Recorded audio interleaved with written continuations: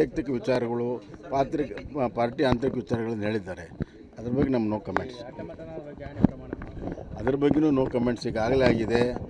ಅಡ್ಡ ಮತದಾನ ಬಗ್ಗೆ ಶಿಸ್ತು ಕ್ರಮ ಬಂದ ಮೇಲೇ ಮುಂದಿನ ಎಲ್ಲ ವಿಚಾರಗಳು.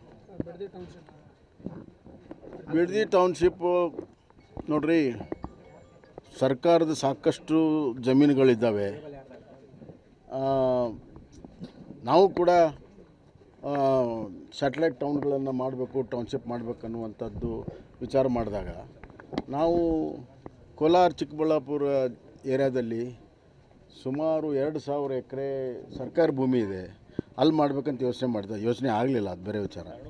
ಹೀಗಾಗಿ ಸರ್ಕಾರದ ಭೂಮಿ ಇರುವಂಥ ಜಾಗದಲ್ಲಿ ಮಾಡಿ ಅದಕ್ಕೆ ಸಕಲವಾಗಿ ಲಾಜಿಸ್ಟಿಕ್ ಕಲ್ಪಿಸಿದರೆ ರಸ್ತೆ ರೈಲು ಎಷ್ಟು ದೂರ ಇದ್ದರೂ ಕೂಡ ಚೆನ್ನಾಗಿ ನಡೀತವೆ. ಈಗ ಉದಾಹರಣೆಗೆ ಸಾಕಷ್ಟು ಖಾಸಗಿ ಕಾಲೇಜು ಯೂನಿವರ್ಸಿಟಿಗಳು ದೂರ ಇದ್ದರೂ ಕೂಡ ಚೆನ್ನಾಗಿ ಹೋಗ್ತಾರೆ, ಯಾಕಂದರೆ ಸಂಪರ್ಕ ಸರಿಯಾಗಿದ್ದರೆ. ಆ ಕೆಲಸ ಮಾಡಬೇಕು ಹೊರತಾಗಿ ಫಲವತ್ತಾದ ಭೂಮಿಯನ್ನು ತೆಗೆದುಕೊಳ್ಳುವಂಥದ್ದು ಅದು ಸಮಂಜಸ ಅಲ್ಲ. ಪ್ರತಿಷ್ಠೆ ಕಣ ಆಗಿದೆ ಈಗ. ಅದು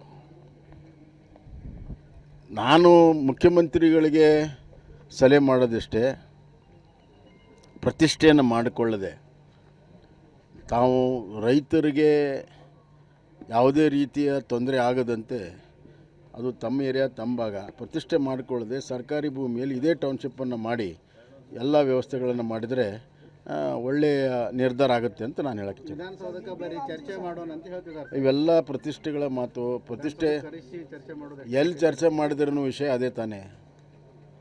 ಪ್ರತಿಷ್ಠೆಗಳನ್ನು ಬಿಟ್ಟರೆ ಅದಕ್ಕೆ ಒಂದು ಪರಿಹಾರ ಇದೆ, ಪ್ರತಿಷ್ಠೆ ಇದ್ದರೆ ಪರಿಹಾರ ಇಲ್ಲ.